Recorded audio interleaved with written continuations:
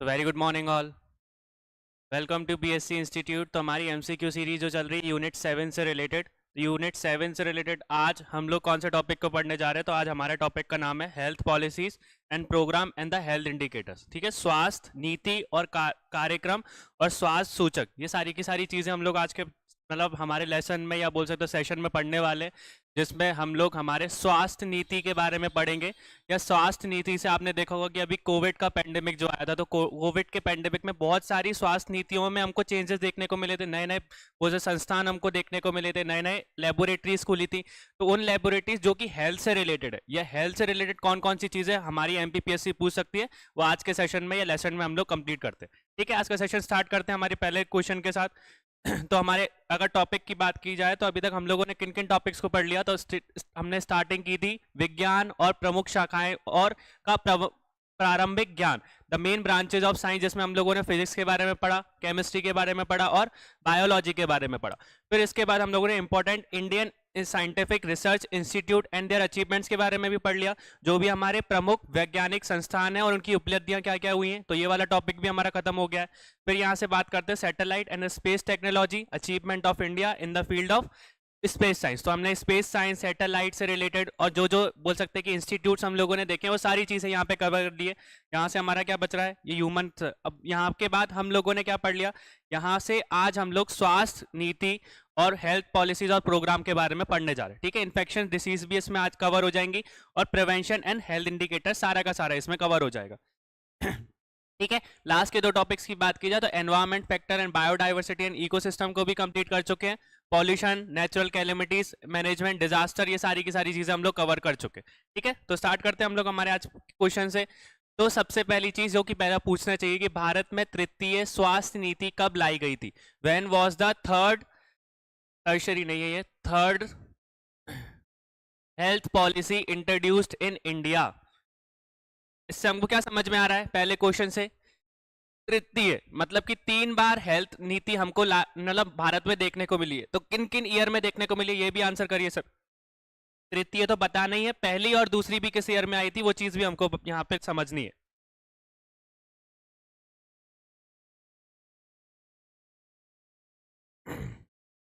ठीक है,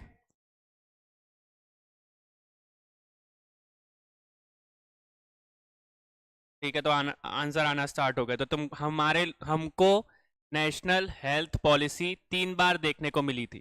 ठीक है, अगर अभी की बात करें लेटेस्ट में किस ईयर में हमको देखने को मिली थी, तो 2017 में। ठीक है, किस ईयर में देखने को मिली थी, 2017 में। और इसके पहले की बात करी जाए, जो फर्स्ट थी वो किस ईयर में हमको देखने को मिली थी, 1983 में। सेकंड हेल्थ पॉलिसी कब देखने को मिली थी हमको, 2002 में। ठीक है, तो अभी तक हम लोगों को क्या समझना है यहाँ से कि हमको 3 स्वास्थ्य नीति देखने को मिली थी या नेशनल हेल्थ पॉलिसीज देखने को मिली है, जिसमें हमको अभी लेटेस्ट में 2017 में जो तृतीय हमको देखने को मिली, इससे 2 पहले जो थी वो 1983 और 2002 में हमको देखने को मिली थी। होती क्या है नेशनल हेल्थ पॉलिसी में, क्या मेन गाइडलाइंस हमको देखने को मिलती है। 3 बेसिक गाइडलाइंस है। कौन कौन सी गाइडलाइन बना के रखी है इस पॉलिसी के अंदर, कि जो हमारे ह्यूमंस है या नॉर्मल वेलबींग है, जो भी हमारे आसपास में जो मनुष्य हैं, उनकी कैसे हेल्थ को हम लोग अच्छा बना सकते हैं, इंप्रूव कर सकते हैं। दूसरी, किन किन डिवाइसेस की जरूरत पड़ती है हेल्थ डिपार्टमेंट में, वो हमारे पास इक्विपमेंट है कि नहीं। किन किन डिवाइसेस का इंपॉर्टेंटली हम लोगों ने देखा था कि जब कोविड-19 था तो वेंटिलेटर्स की बहुत ज्यादा जरूरत पड़ रही थी और ऑक्सीजन सिलेंडर्स की बहुत ज्यादा जरूरत पड़ रही थी।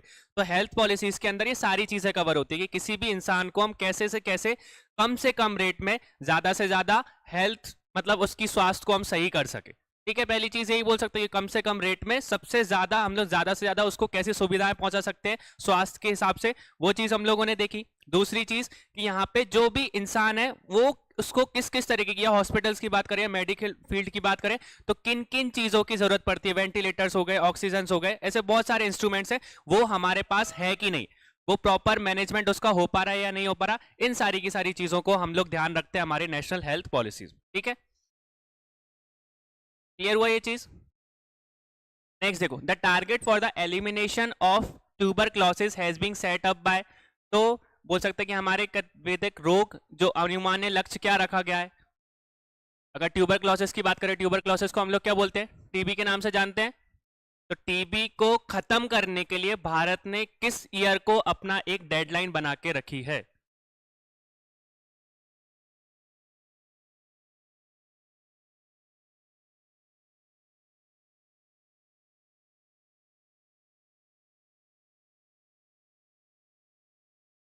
ठीक है, तो कौन क्या रखी है इंडिया ने, वो डेडलाइन क्या रखी कि इंडिया को किस ईयर तक ट्यूबरक्लोसिस पूरे इंडिया से खत्म करना है?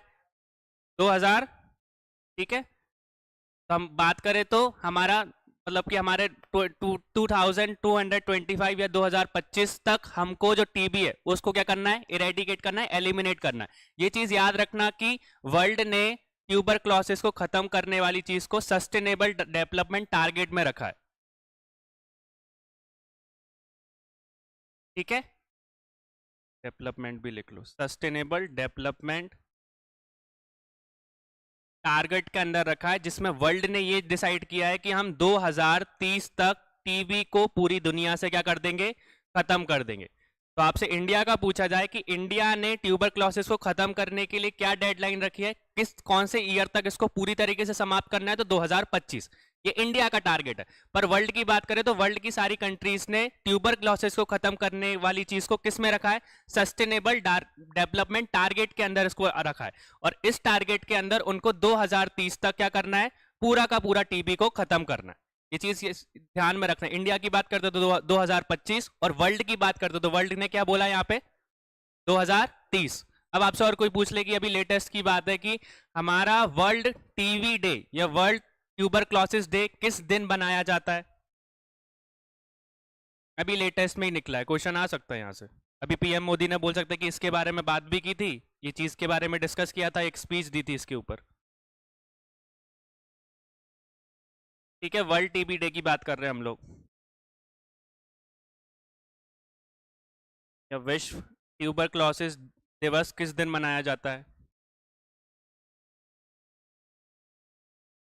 कौन सी डेट को, कौन से मंथ को बनाया जाता है?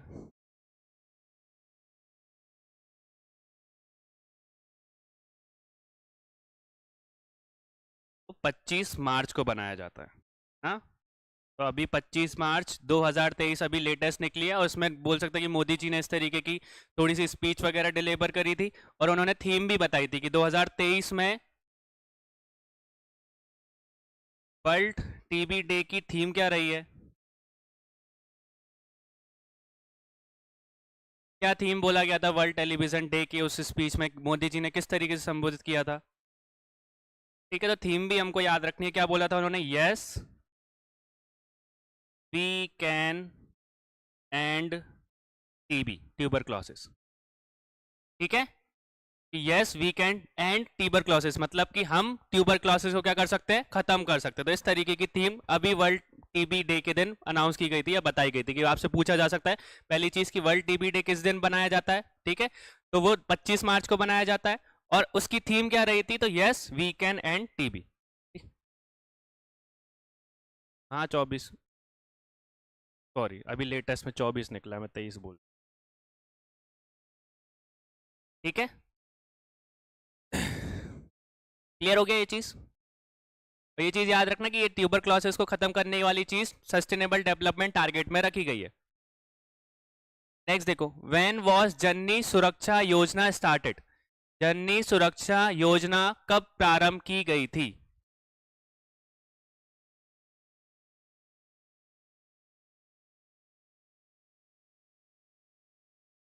जननी सुरक्षा योजना कब स्टार्ट की गई थी, कब प्रारंभ की गई थी भैया?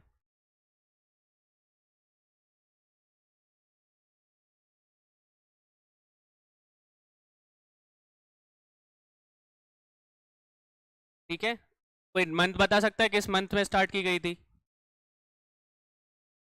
पूरा लगभग सेम है। ठीक है, बोल सकते हैं कि 12 अप्रैल 2005। ठीक है, तो किस डेट को स्टार्ट की गई थी, अब डेट से हमारा मेन यहाँ पे भी आएगा कि एमपी में किस दिन स्टार्ट हुई थी।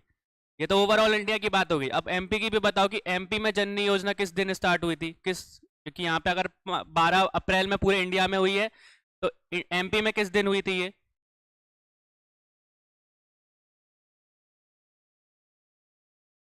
एमपी में जननी योजना किस दिवस या किस टाइम पे प्रारंभ हुई थी? ठीक है, तो ज्यादा अंतर नहीं है, 15 अगस्त 2005। ठीक है, और ये चीज याद रखना कि हमारा जननी सुरक्षा योजना जो है 100% सेंट्रली फंडेड स्कीम है, सेंट्रलाइज स्कीम है। ठीक है, इसका पूरा का पूरा जो वो एक तरीके से चीज है वो किसके अंदर आती है? केंद्र के अंदर आती है। 100% जो भी इसमें सारी चीजें इंक्लूड की जाती है वो पूरी की पूरी चीज कौन कंट्रोल करता है? केंद्र देखता है। ठीक है, ये चीज भी याद रखना है। और पता होगा आप लोगों को जननी सुरक्षा योजना में क्या किया जाता है? एक तरीके का कैश असिस्टेंट दिया जाता है, एक तरीके से पैसे दिए जाते हैं, बोल सकते हैं कि पहले डिलीवरी के पहले और डिलीवरी के बाद में। और ये चीज भी याद रखना कि ये किस मिशन के अंदर हमको देखने को मिलता है? तो नेशनल रूरल हेल्थ मिशन के अंदर ये चीज आती है। ठीक है, जननी सुरक्षा योजना जो है वो किस मिशन के अंतर्गत हमको देखने को मिलता है? तो नेशनल रूरल हेल्थ मिशन के अंदर हमको ये चीज देखने को मिलती है। क्लियर हो गया? तो हमने वर्ल्ड के बारे में देखा, एमपी के बारे में भी देख लिया, एमपी में कब हुई थी। और ये चीज है ना 100% सेंट्रली फंडेड स्कीम है, ये पूरा केंद्रीय देखती है इसमें। और ये किस मिशन के अंदर हमको देखने को मिलती है? नेशनल रूरल हेल्थ मिशन के अंदर। नेक्स्ट देखो, मिशन इंद्रधनुष के अंतरिक्त कौन सी बीमारी का मूल्यांकन सम्मिलित नहीं है? Eradication of which disease is not included under mission Indradhanush. Indradhanush के अंदर कौन सी हमको चीजें देखने को नहीं मिलती है?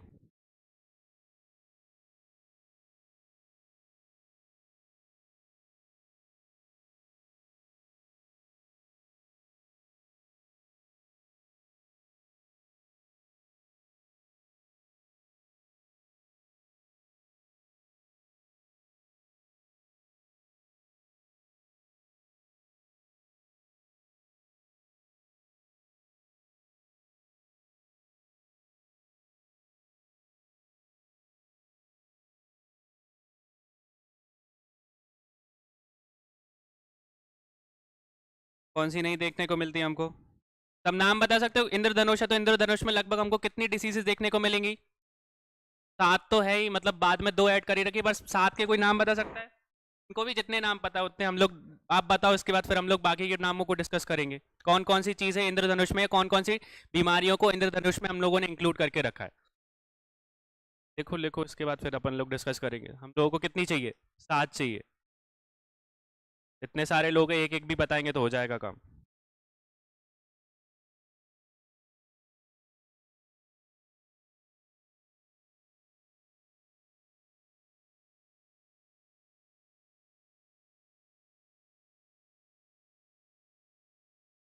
बताओ।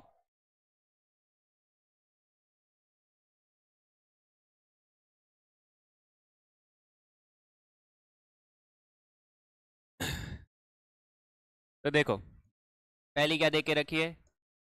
हेपेटिस।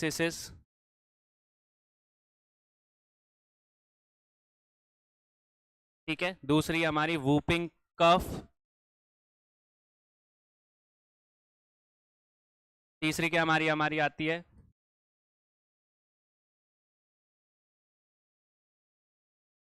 सेल्स। फिर आती है हमारी टीबी, जिसमें हमारा पोलियो आ जाता है। ठीक है, एक है हमारी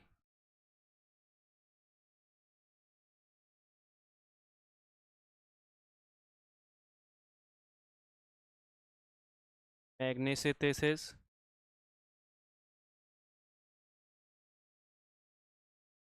हेपेटाइटिस बी।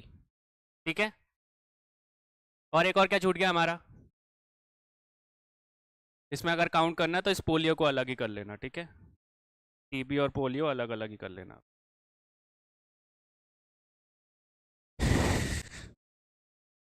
क्लियर हो गया यहाँ पे? तो ये चीज याद रखना, हमारा diabetes, whooping cough, measles, TB, और टीबी के साथ में टी और है ना, तो टेटनस भी याद रख लेना।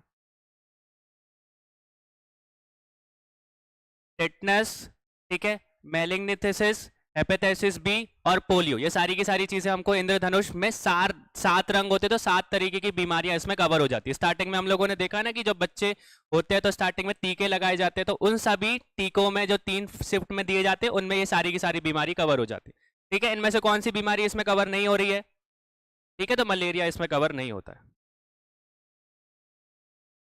ठीक है, दो तरीके की बीमारियां और होती है जो कि इसमें अभी इंक्लूड की गई है, वो बीमारियों का नाम बताओ जल्दी से, जो लेटेस्ट में ये न्यूज हमको देखने को मिली थी।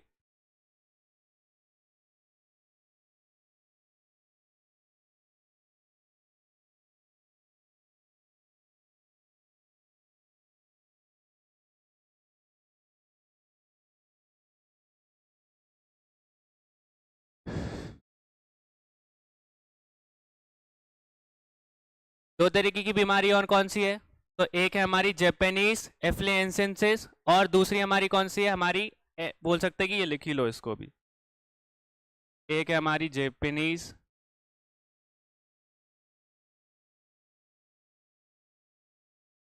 ठीक है,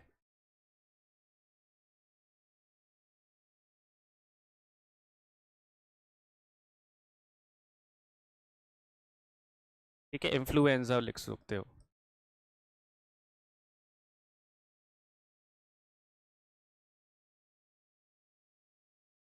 ठीक है, ये दो बीमारियों को भी हम लोग देखते हैं, तो ये दो बीमारियां भी हमको इंद्रधनुष में देखने को मिलती है, अभी के अभी ऐड की गई है। ठीक है, जापानीज एपेंथेलिसिस की बात करते हैं, और हेम्यूलाइसिस हमारा इन्फ्लुएंजा टाइप भी। ठीक है, तो ये सारी की सारी चीजें हुई। इसके बाद हमारा जो इंद्रधनुष है वो किस ईयर में स्टार्ट किया गया था, ये भी बताओ। मिशन इंद्रधनुष को किस ईयर में स्टार्ट किया गया था?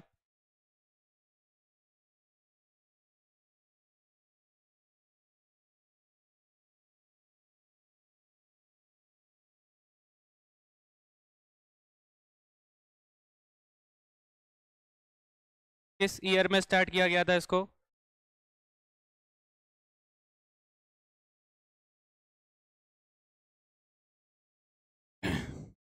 ठीक है, तो दिसंबर 2024 14 में इसको स्टार्ट किया गया था।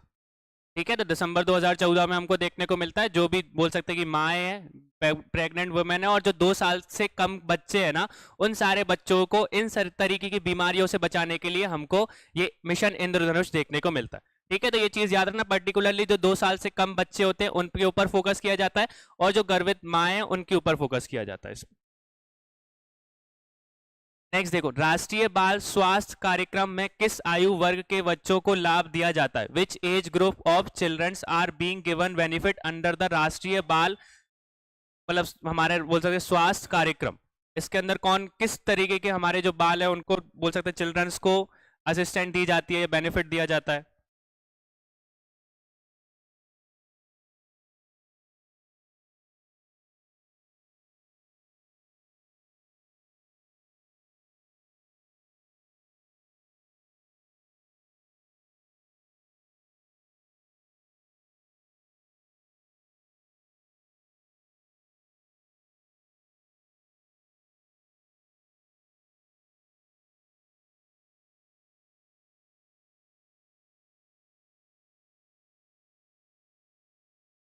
किस ईयर के बच्चों को दिया जाता है भैया? जल्दी आंसर तो बताओ, लिखने में लगे हो सभी। राष्ट्रीय बाल स्वास्थ्य कार्यक्रम में किस आयु के बच्चों को दिया जाता है? तो 0 से लेके 18 साल तक के जो बच्चे हैं, उनको एक तरीके से बेनिफिट दिया जाता है। ठीक है, और इसमें हमको देखने को मिलता है जो 27 करोड़ लोग हैं उनकी स्क्रीनिंग की जाती है, मतलब 27 करोड़ लोग जो चिल्ड्रंस या जो 0 से लेके 18 साल तक के बीच में लाया करते हैं उनको ये बेनिफिट मिलता है। ठीक है, ज्यादातर बोल सकते हैं कि 4D के ऊपर ये काम करता है। हमारी पहली चीज कि कौन कौन सी चीजों को ये बताता है, हमारी 4Ds कौन कौन से हैं? इसमें हमारी कौन कौन सी चीजें इंक्लूड होती है? कि कोई भी डिफेक्ट्स ना हो बर्थ के टाइम पे। ठीक है, कोई भी डिसेबिलिटी ना हो उनको, कोई डेफिशिएंसी ना हो उनको। ठीक है, तो ये सारी की सारी, और प्रॉपर हमको इम्यूनेशन मतलब इम्यून करने के लिए। 4D को मतला देना, फिर मेन चीज वही है हमारी। ठीक है, कोशिश यही किया जाता है बेसिकली यहाँ पे राष्ट्रीय बाल स्वास्थ्य कार्यक्रम में कि जो भी डिफेक्ट्स है, मतलब कि बर्थ के टाइम पे कोई भी परेशानी ना हो, कोई किसी भी तरीके की डिसेबिलिटी के साथ बच्चा पैदा ना हो, किसी भी तरीके की डेफिशिएंसी उसमें ना हो, और इम्यूनेशन उसका अच्छा हो। तो हम लोगों ने देखा इंद्रधनुष के रूप में, तो इस तरीके से उनको बोल सकते हैं कि उनका जो इम्यून सिस्टम है उसको अच्छा बना सके वो। क्लियर हो गया ये चीज? नेक्स्ट देखो, from which year is Ayushman Bharat या प्रधानमंत्री जन आरोग्य योजना इफेक्टिव? आयुष्मान भारत या प्रधानमंत्री जन आरोग्य योजना किस किस वर्ष से प्रभावी है? किस ईयर से ये बोल सकते हैं लागू हुई है?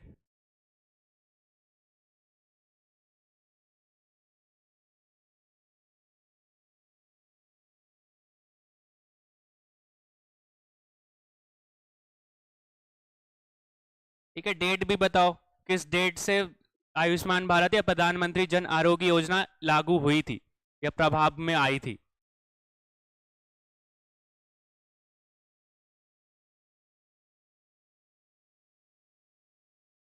ठीक है, तो किस डेट से आई थी हमारी? 23 सितंबर 2018। और उसमें याद रखना कि दो कंपोनेंट्स है मेन जो कि इंटर रिलेटेड है।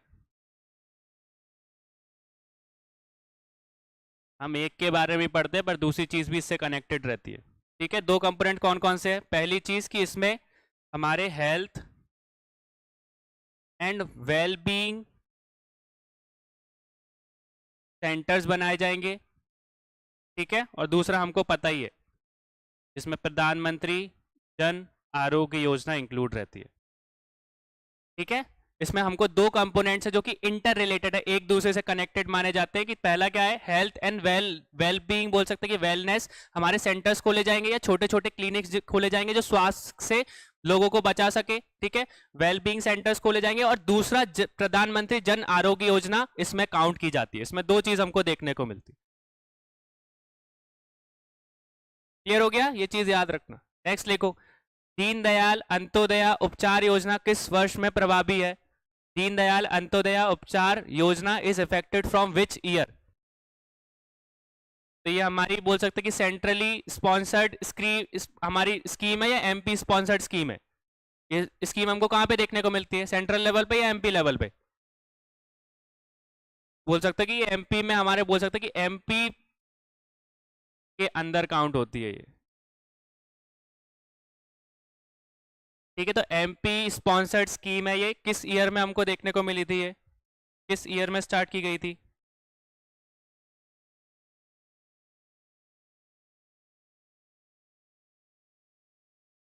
किस ईयर में स्टार्ट की गई थी? तो हमारी सितंबर 2004 में। ठीक है, इसका मेन मतलब क्या होता है? जो भी पुअर फैमिलीज के लोग हैं या बोल सकते हैं कि बीपीएल के जो लोग हैं ना, उनको फ्री हेल्थ केयर हम लोग दे सके।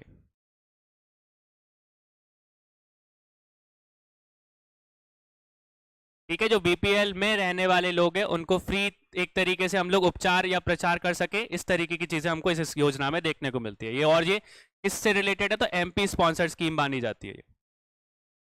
ठीक है, Mangal Divas Yojana is not related to Tuesday but it is related to. तो मंगल दिवस योजना मंगलवार से संबंधित नहीं पर किस चीज से संबंधित है? किस क्या क्या चीज की जाती है मंगल दिवस योजना में?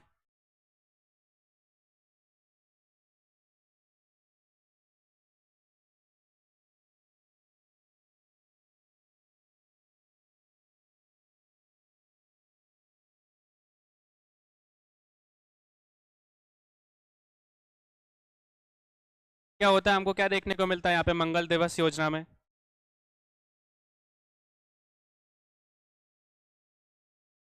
देखो, पहली चीज की मंगल दिवस योजना जो है वो कैसी स्कीम है? तो एमपी स्पॉन्सर्ड स्कीम है। ठीक है, क्या किया जाता है? मंगल दिवस का मतलब क्या समझ में आ रहा है?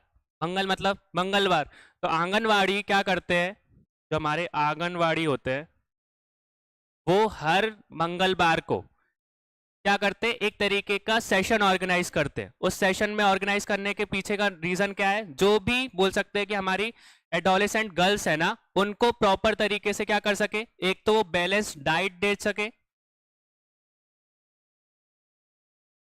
और साथ में उनको ट्रेनिंग दे सके। किससे रिलेटेड? हाइजीन से रिलेटेड। ठीक है, और एक तरीके से ये हर मंगलवार को एक तरीके से जन्म दिवस के हिसाब से मनाते हैं या ऐसा बर्थडे मनाते हैं, जिसमें वो क्या करते हैं? उनको खाना भी खिलाती है, प्रॉपर बैलेंस डाइट दी जाती है और दूसरी उनको शिक्षित किया जाता है, बताया जाता है कि कैसे हाइजीन को फॉलो किया जाता है। ठीक है, तो ये चीज याद रखना कि जो हमारा मंगल दिवस योजना है वो एमपी स्पॉन्सर्ड स्कीम है। दूसरी चीज ये कहाँ पे एग्जीक्यूट होती है, तो ये आंगनवाड़ी में हमको देखने को मिलती है। तो आंगनवाड़ी में हर मंगलवार को, मतलब कि हमारे एक महीने में 4 मंगलवार होते हैं, हर मंगलवार को एक तरीके का सेशन ऑर्गेनाइज किया जाता है, जिसमें जो भी हमारे एडोलेसेंट गर्ल्स हैं, जो किशोरी अवस्था की जो हमारी महिलाएं हैं, उन बोल सकते हैं बालिका हैं, उनको एक तरीके से बैलेंस डाइट दी जाती है, खाने मतलब प्रॉपर तरीके से मील दी जाती है, और साथ में एक तरीके से ट्रेनिंग या एजुकेशन सेशन रखा जाता है, जिसमें वो बताती है सारी की सारी हाइजीन के बारे में। ठीक है, तो ये चीज याद रखना यहाँ से। और या ये भी याद रखना कि मंगल दिवस योजना क्यों, तो एक तरीके से वो जन्म दिवस के हिसाब से मनाते हैं या बर्थडे की तरह उसको सेलिब्रेट करते हैं, इसलिए यहाँ पे आंसर हमारा क्या हो जाएगा, जन्म दिवस हो जाएगा, ये जन्म दिवस ही हो जाएगा। नेक्स्ट देखो, from which year is the chief minister child health heart treatment scheme effective. मुख्यमंत्री बाल हृदय उपचार योजना किस वर्ष से लागू हुई या प्रभाव में आई।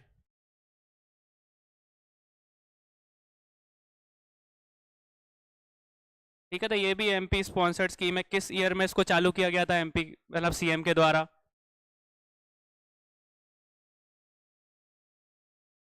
किस ईयर में स्टार्ट किया गया था, तो जुलाई 2011 में। ठीक है, मेन मकसद क्या था, फ्री मतलब कि मतलब बोल सकते हैं कि फ्री में जो भी बच्चों को या छोटे छोटे बच्चों को हृदय से रिलेटेड मतलब कि रोग है, वो सारे के सारे रोगों को फ्री ऑफ कॉस्ट किया जाए, ट्रीटमेंट किया जाए। ठीक है, उपचार किया जाए, इस चीज को हम लोग यहाँ पे देखते हैं। तो फ्री ऑफ कॉस्ट ट्रीटमेंट के लिए हम लोग ये CM child health treatment system scheme के बारे में जानते हैं। ये एमपी स्पॉन्सर्ड है। किस ईयर में स्टार्ट की गई थी, तो जुलाई 2011 में। नेक्स्ट देखो, when was the national rural health mission started. तो राष्ट्रीय ग्रामीण स्वास्थ्य मिशन की शुरुआत कब की गई थी।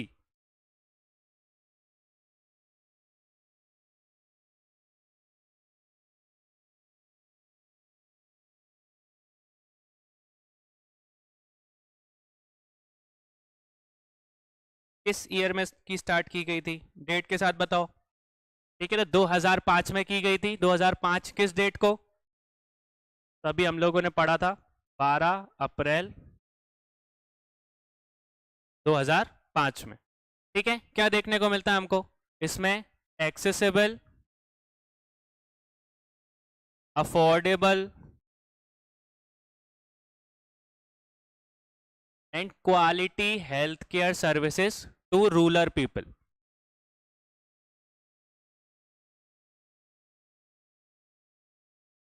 मतलब कि कम पैसों में ज्यादा से ज्यादा हम ग्रामीण लोगों को किस तरीके से इलाज कर सकते हैं, ये सारी की सारी चीजें हमको किस में देखने को मिलती है, national rural health care health mission में देखने को मिलती है। ज्यादातर फोकस उनका किसके ऊपर था, ग्रामीण क्षेत्र के लोगों के, और वो वाले लोग जिनकी स्थिति ज्यादा ही खराब है, जो किसके अंदर आते हैं, हमारे वर्नरेबल ग्रुप के अंदर आते हैं।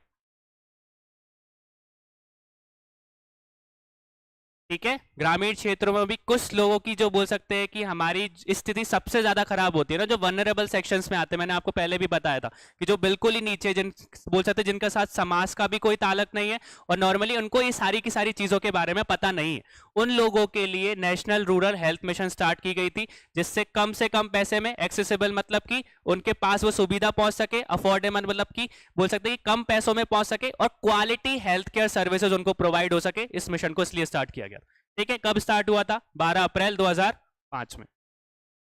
नेक्स्ट देखो, corona watch app was release by which state. तो कोरोना वॉच ऐप किस राज्य में के द्वारा स्टार्ट की गई थी।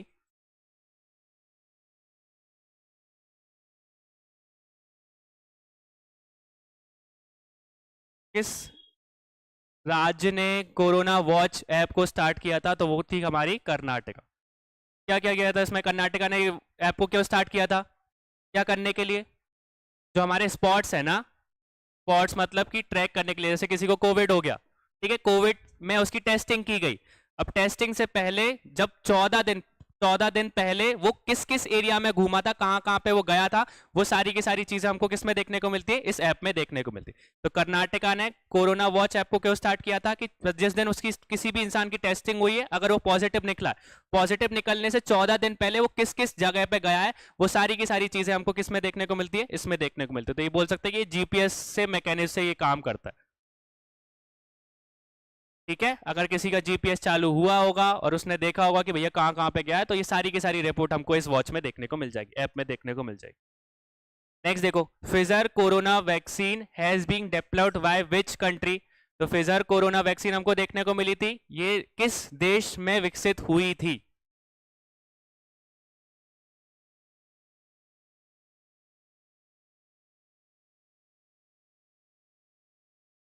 ठीक है, बोल सकते हैं कि एक जर्मन कंपनी थी जिन्होंने फिजर के साथ टाई अप करा था, उस कंपनी का नाम क्या है?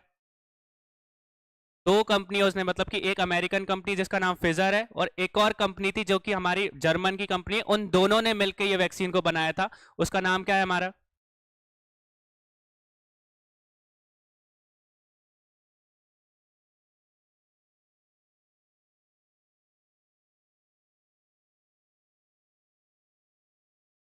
नहीं भैया।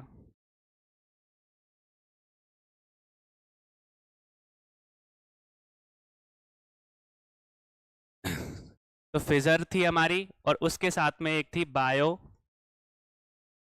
N take. ठीक है, ये जर्मन की कंपनी है, ये जर्मन की कंपनी ने फिजर के साथ, बोल सकते कि अमेरिका की एक कंपनी ने, जर्मनी की और कंपनी ने, दोनों ने साथ मिलकर इस वैक्सीन को बनाया था। और जर्मन की कंपनी का नाम क्या है हमारा? जर्मन। ठीक है, और फिजर यूएसए की कंपनी है, पर ये विकसित कहां पर हुई थी, डेवलप कहां पे हुई थी? यूएसए में। अब यूएसए की बात करते तो एक तो हमने फिजर पढ़ ही लिया, एक वहां पे जो बोल सकते उस टाइम पे वैक्सीन देखने को मिलती, एक और वैक्सीन थी। कौन सी वैक्सीन थी जो कि यूएसए में लग रही थी उसी टाइम पे? फिजर और मोडेर्ना, ये दोनों की दोनों जो वैक्सीन है वो कहाँ की विकसित हुई है हमारी? अमेरिका में विकसित हुई है। यूके की हमको पता ही है, एस्ट्रा जेनेका। ठीक है, रशिया की हमको पता ही है, प्यूनिक वी। तो ये सारी की सारी कंपनीज के बारे में याद रखना। ठीक है, इंडिया के हम लोगों को पता ही है, दो कौन कौन सी है, एक तो हमारी कोविशील्ड और दूसरी कोवैक्सीन। तो ये तरीके याद रखना। मोडेर्ना भी जो है वो हमारी यूएसए में ही बनी थी।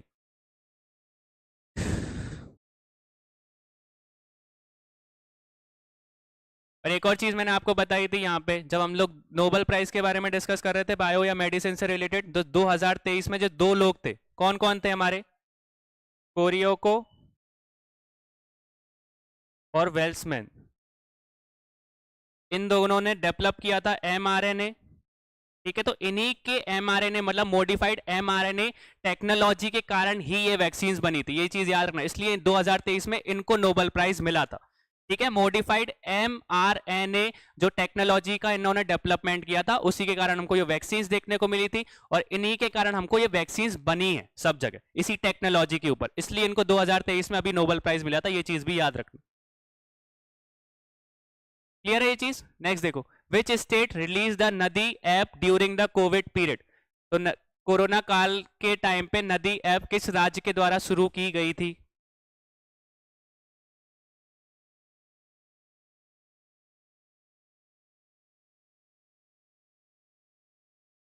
किसके द्वारा स्टार्ट की गई थी? तो पौंडीचेरी ने इसको स्टार्ट किया था। ठीक है, तो पौंडीचेरी ने एक नदी ऐप स्टार्ट किया था किसके टाइम पे? कोविड के टाइम पे।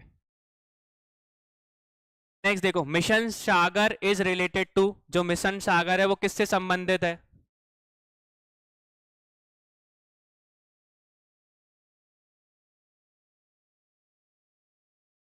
पहली बात तो जो सागर है उसको फुल फॉर्म बताओ सभी।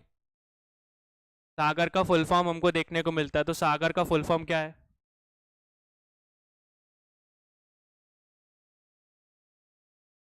मिशन सागर में जो सागर है उसका फुल फॉर्म क्या है?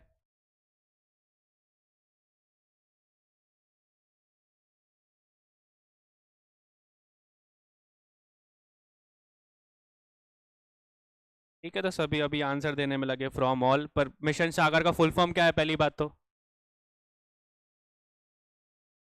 पहले फुल फॉर्म देख लो, security and growth of all in the region. ठीक है, security and growth of all in the region. कौन सा रीजन? इंडियन ओशियन वाले रीजन में। जो इंडियन ओशियन में जितनी भी कंट्रीज बिलोंग करती है उन एरियाज को असिस्टेंट पहुंचाने का काम किस मिशन में हमको देखने को मिलता है? मिशन सागर में देखने को मिलता है। अब आपसे कोई पीछे पूछे कि जो मिशन सागर है किस ईयर में स्टार्ट हुआ था, तो 2015 में इसको स्टार्ट कर दिया गया था। किस ईयर में देखने को मिल गया था हमको? ये 2015 में। पर ज्यादातर हमको इसके बारे में जानने को कब मिला? 2020 में, जब हमारा पेंडेमिक आया था। इस पेंडेमिक में हमको क्या देखने को मिलता है? तो जो हमारी नेवी है, ठीक है, जो हमारी नौसेना है, उन्होंने जितनी भी इंडियन ओशन की जितनी भी कंट्रीज थी, छोटी छोटी कंट्रीज, उनको असिस्टेंट पहुंचाई थी। मतलब कि जिन जिन वैक्सीन की जरूरत पड़ रही थी या किसी भी इक्विपमेंट की जरूरत पड़ रही थी, तो वो सारे के सारे इक्विपमेंट इंडिया ने अपने इंडियन ओशन वाले सारे के सारे जो भाई या बोल सकते देश हैं उनको पहुंचाया था। किस मिशन के अंदर? मिशन सागर के अंदर। ठीक है, मिशन सागर का फुल फॉर्म क्या है? Security and growth of all in the region. कौन सा रीजन? इंडियन ओशन वाला रीजन। जो इंडियन ओशन रीजन में जितनी भी कंट्रीज आती है ना, उधर इंडियन ओशन वाले रीजन में, तो सारी की सारी कंट्रीज को असिस्टेंट किसने पहुंचाया था? इंडिया ने पहुंचाया था। ये इसको याद रखना। इसको स्टार्ट जरूर 2015 में कर दिया गया था, पर हमको ज्यादातर ये न्यूज किस टाइम पे देखने को मिलती है? 2020 में, क्योंकि इसका मिशन का 2.0 स्टार्ट किया गया था, जिसमें कोविड से रिलेटेड हमने असिस्टेंट पहुंचाया था। ठीक है, तो याद रखना कि इसमें कौन सी मतलब हमारी वो से मिलिट्री इन्वॉल्व थी, तो हमारी नौसेना इसमें इन्वॉल्व थी। ठीक है, नेवी इसमें इन्वॉल्व थी कि नेवी शिप्स के थ्रू सारे के सारे इक्विपमेंट्स को पहुंचाती थी हमारे आसपास में।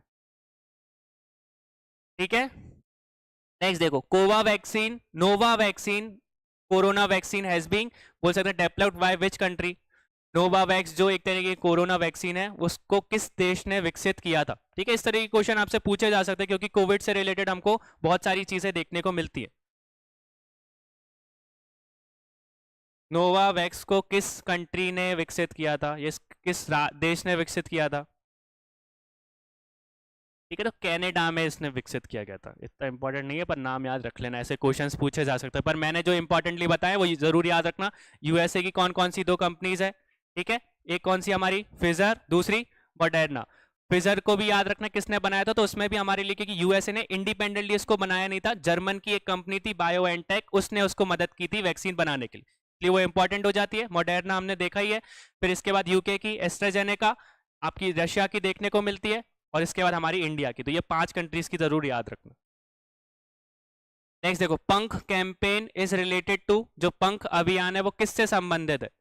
पंख के अंदर अंदर या पंख अभियान के अंदर अंदर क्या क्या चीजें इंक्लूड रहती है?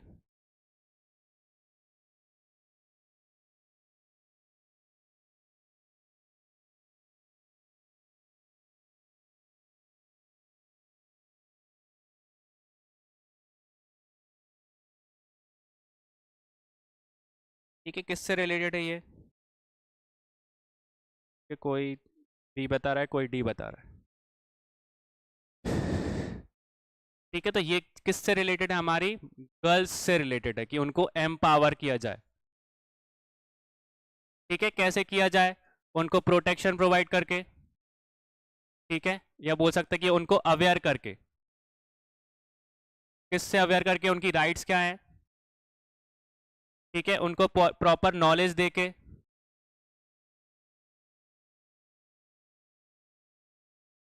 ठीक है, और उनके बारे में हेल्थ से रिलेटेड चीज़ों बताने बारे में।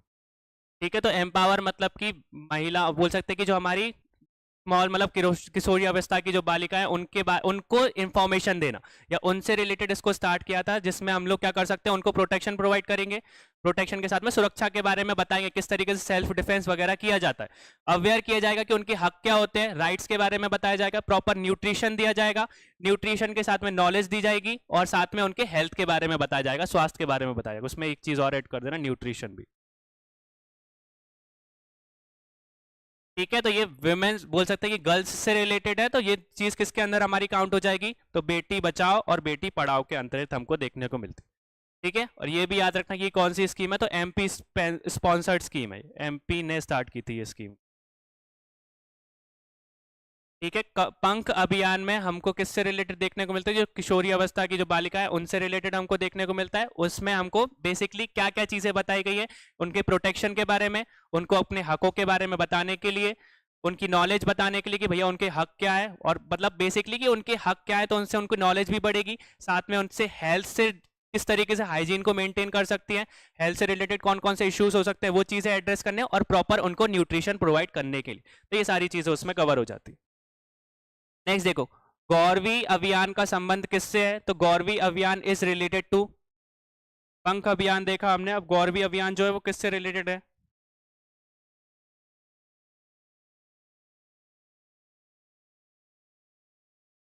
गौरवी अभियान किस चीज से संबंधित है? For the freedom from anaemia, protection of domestic violence and for the women's respect, for prevention of TB and malaria, from Beti Bachao and Beti Padhao. Gauravi किससे रिलेटेड है? तो गौरवी अभियान जो है वो प्रोटेक्शन, घरेलू हिंसा से बचाव व महिलाओं के सम्मान से रिलेटेड है। जो भी बोल सकते हैं कि महिलाओं डाउरी के कारण या दहेज के कारण उनको एक तरीके से हटा दिया गया, या जिस तरीके के उनके उस पे अत्याचार हुए, वो घरेलू सारी चीजों के डोमेस्टिक वायलेंस जो है वो सारी की सारी चीजें इसमें कवर हो जाती है। ठीक है, एक तरीके से असिस्टेंट दिया जाता है। जैसे आपने देखा है ना कि बहुत सी डिवोर्स वुमेन हैं जिनको जॉब में अलग से प्रेफरेंस दी जाती है, वैसे ही ऐसी जो वुमेन्स जिनको घरेलू हिंसा के कारण जिनको पीड़ित हुए हैं, उनको एक तरीके से असिस्टेंट देना, किसी तरीके से उनकी मदद कर देना, ये किसके अंदर हमको देखने को मिलता है? गौरवी अभियान में देखने को मिलता है। नेक्स्ट देखो, ओपीवी टीकाकरण से संबंधित है। OPV vaccination is related to, OPV किसकी एक वैक्सीन मानी जाती है?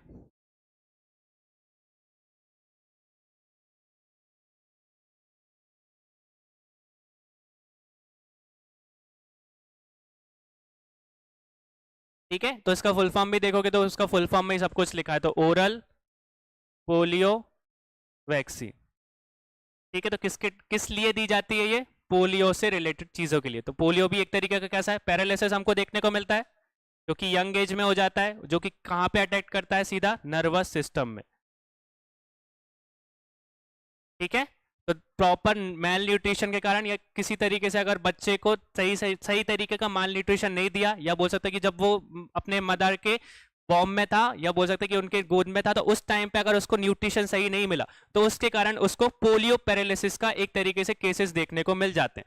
और वो सारी की सारी चीजें डायरेक्टली कहां पे अफेक्ट करती है? हमारे नर्वस सिस्टम में अफेक्ट करती है। इसलिए उस चीज को बचाने के लिए हमको क्या दिया जाता है? ओरल हमारे पोलियो वैक्सीन दी जाती है, जिससे ये बीमारी ना हो। किस तरीके के वायरस से होता है आगे पढ़ेंगे हम लोग। नेक्स्ट देखो, वेयर आज वो has the first plasma bank of MP being established. MP की पहली प्लाज्मा बैंक कहां पर स्थापित हुई है? एमपी में कहां हुई है?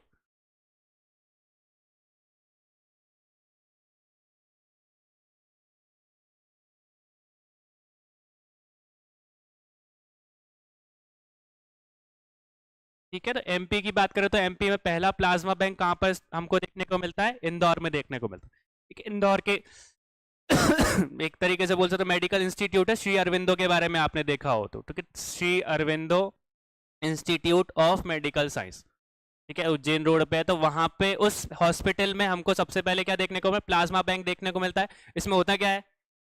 प्लाज्मा जानते हो ना सभी लोग, तो जो बोल सकते हैं जिनको कोविड हुआ था और जो कोविड से रिकवर हो गए, रिकवर्ड होने के बाद उन लोगों का प्लाज्मा जो है, और जिनको बोल सकते हैं कोरोना वायरस है, उनके अंदर इजेक्ट किया जाता है। इस तरीके की प्रोसेस हमको देखने को मिलती है मतलब प्लाज्मा में, कि जो ठीक हो गया है कोविड से, उसका प्लाज्मा निकाल के जो बीमार हुआ है या जिसको बोल सकते हैं कोविड से अभी इन्फेक्टेड है, उसके अंदर उस प्लाज्मा को इंजेक्ट किया जाता है, जिससे वो एंटीबॉडीज हमारी बन सके और वो जल्दी से जल्दी क्या हो सके? हील हो सके, जल्दी से जल्दी सही हो जाए। ठीक है, तो प्लाज्मा का हम लोगों ने जो यूज है कोविड 19 के टाइम पे देखने को मिला था। ठीक है, ये एमपी में सबसे पहले कहां देखा? इंदौर में, Shri Aurobindo institute of medical science में। नेक्स्ट देखो, where was the first mother milk bank of Madhya Pradesh established. तो एमपी की पहली मदर मिल्क बैंक कहां पर स्थापित है? मदर मिल्क बैंक एमपी में सबसे पहले कहां पे बनाया गया है?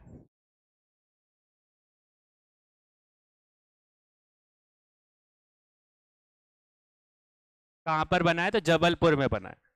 ठीक है, और ये बैंक को याद रखना कि इस बैंक को बनाया किसने था? तो दो लोगों का इसमें हाथ है, एक है यूनिसेफ और जिस दूसरा हमारा नेशनल हेल्थ मिशन के अंदर इसको बनाया गया है। ठीक है, तो इस बैंक को बनाने के लिए कौन सी इंटरनेशनल ऑर्गेनाइजेशन ने मदद की है? तो यूनिसेफ ने किसके साथ में मिक्स किया? तो सेंट्रल मिनिस्ट्री के साथ में नेशनल हेल्थ मिशन के अंतर्गत इसको बनाया। ठीक है, तो ये हमको एमपी में सबसे पहले जबलपुर में देखने को मिलता है। और सबसे पहला मदर मिल्क बैंक कहाँ पे देखने को मिलता है हमको? सबसे पहला कहाँ बनाया गया था? तो सबसे पहला बनाया गया था मुंबई में। ठीक है, 1989 में ये सेटअप हो गया था। ठीक है, जो बच्चों को मदर मिल्क नहीं मिल पाता, इस बैंक के थ्रू वो जो बच्चे हैं, वो जो वंचित है, उनको इस तरीके से मिल्क प्रोवाइड किया जा सके, इसलिए हम लोगों ने ये मिशन देखने को मिलता है या बैंक देखने को मिलता है। ठीक है, नेक्स्ट देखो, the test of tuberculosis is, तो क्षय रोग या टीबी का परीक्षण किससे किया जाता है? उस टेस्ट का नाम है, उस टेस्ट का नाम क्या होता है?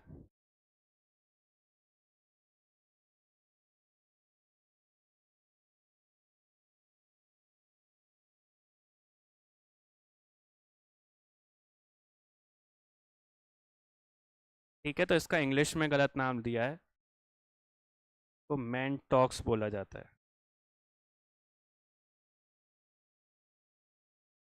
अब क्या होगा सही आंसर? मैंने सही किया है तो वही होगा। ठीक है, तो मॉन्टेक्स स्किन टीबी टेस्ट बोला जाता है उसको।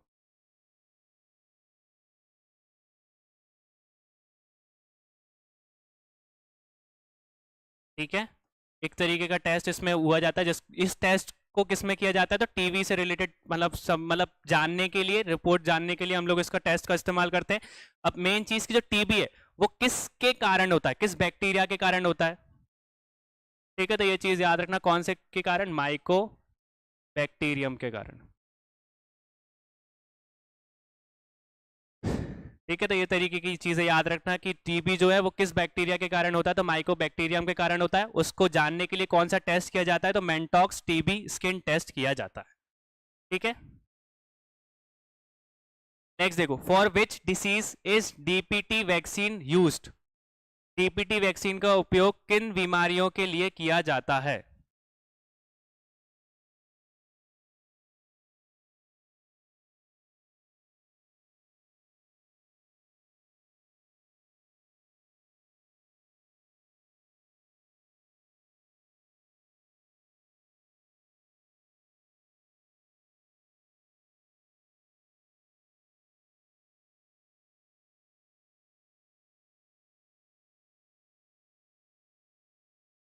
किसके लिए किया जाता है? ठीक है, डेथेरिया के लिए, वूपिंग कफ के लिए और टिटनेसेस के लिए। ठीक है, ये सारी की सारी चीजों के लिए हम लोग कौन से वैक्सीन का इस्तेमाल करते हैं? डीपीटी का। नेक्स्ट देखो, Ebola virus is named after, तो इवोला वायरस जो था वो किसके नाम पे रखा गया था, या किस नाम से लिया गया था?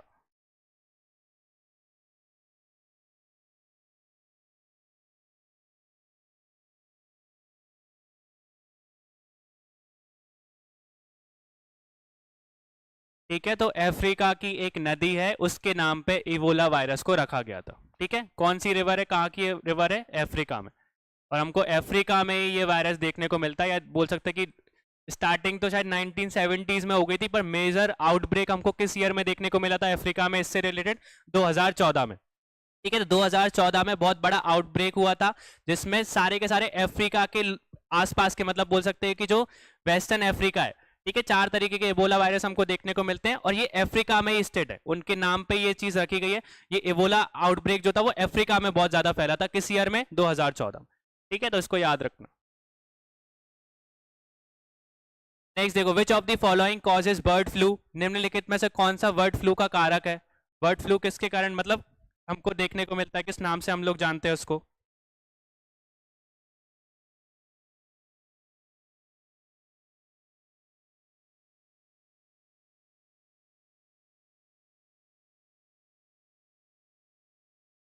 ठीक है, ऐसा कौन सा, मतलब बर्ड फ्लू का कौन सा टाइप है जो कि ह्यूमन में फैलता है या ह्यूमन में स्प्रेड होता है?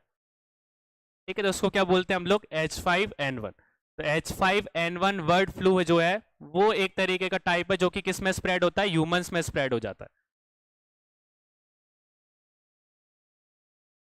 ठीक है मनीष, बहुत बहुत सारे बर्ड फ्लूज होते हैं, पर ऐसे ब्लड फ्लू जो हमारे में स्प्रेड हो, ह्यूमन में स्प्रेड हो, वो कौन सा है? H5N1। नेक्स्ट देखो, फुट और mouth diseases is mainly found in which of the following? Foot और माउथ रोग किन निम्नलिखित में से किस में हमको देखने को मिलता है?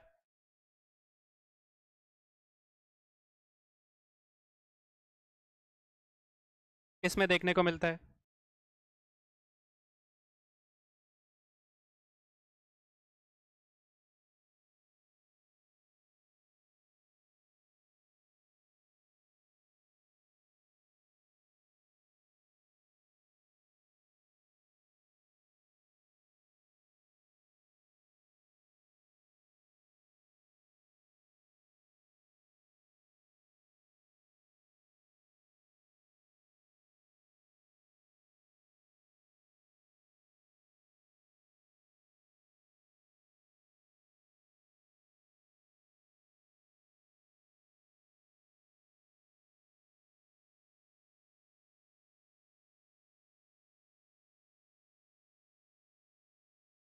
इसमें देखने को मिलता है, जो माउथ डिजीज रहती है सब में हमको देखने को मिलती है, कैटल में भी देखने को मिलती है, शिप में भी देखने को मिलती है, पिग में भी देखने को मिलती है और गॉट्स में भी देखने को मिलती है, और काउस वगैरह में भी हमको देखने को मिलती है। तो सारी की सारी जो फुट और माउथ ये रोग हैं वो हमको कहाँ कहाँ पे देखने को मिलते हैं, कौन कौन से, मतलब एनिमल हस्बेंड्री में अब देखने को मिलती है। तो कैटल में भी है, मतलब मवेशी में भी है, भेड़ में भी है, बकरियों में भी है, सुअर में भी है, और बोल सकते हैं काऊ वगैरह में, बफेलो में भी हमको देखने को मिलती है। नेक्स्ट देखो, which of the following diseases is related to corona virus, इनमें से कौन सी बीमारी कोरोना वायरस से संबंधित है।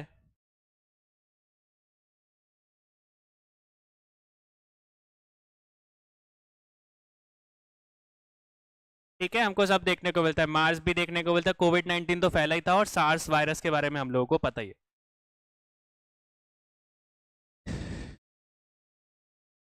सार का फुल फॉर्म क्या होता है? ठीक है, ये चीज तो इतनी ज्यादा इंपॉर्टेंट नहीं है, पर कोविड-19 के बारे में तो हमको पता ही है, कोविड-19 वैक्सीन मतलब दिसंबर में जो आई थी। सार्स का फुल फॉर्म क्या होता है? सार्स का फुल फॉर्म बताओ।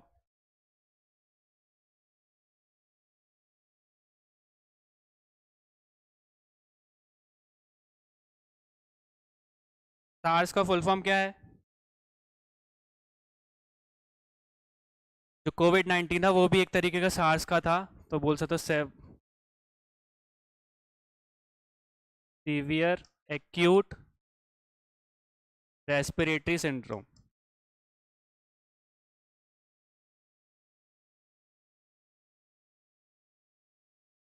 ठीक है, तो सार्स का एक टाइप हम लोग आगे देखेंगे क्वेश्चन में, इसको याद रखना, सार्स का फुल फॉर्म। नेक्स्ट देखो, opium falls under which category of drug, जो अफीम है वो किस श्रेणी की दवा में अंतरिक्त आती है? इसके अंदर माना जाता है, डिप्रेसेंट में, स्टिमुलेंट में, या हेलुसिनॉन्स में, या नन ऑफ द अबव में? ओपियम या अफीम है वो दवाइयों बनाने के लिए इस्तेमाल की जाती है, तो वो किस कैटेगरी के अंदर काउंट की जाती है? ठीक है, एज अ डिप्रेसेंट इस्तेमाल की जाती है। ठीक है, अवकाशकारी के लिए हम लोग ओपियम का या अफीम का इस्तेमाल करते हैं। ठीक है, ये चीज याद रखना, दवाइयों में हमको देखने को मिलती है ना अफीम, इस चीज के लिए। नेक्स्ट देखो, जापानीज एफेंथेसिस इज कॉज्ड बाय, जो जापानीज एफेंथेसिस है वो का कारक क्या है, किसके कारण हमको देखने को मिलती है? वायरस है, बैक्टीरिया है, प्रोटोजोआ या फंगस है?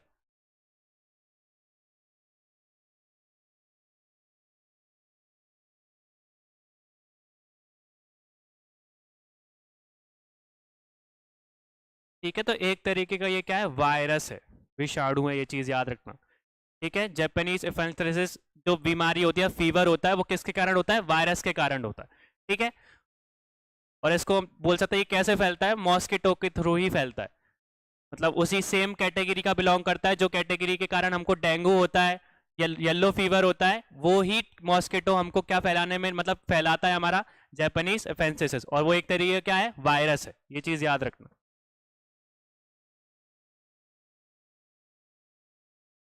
नेक्स्ट देखो, the functioning of the organ which is revealed bye EEG is, तो ईईजी में किस अंग का कार्य प्रणाली प्रकट होती है?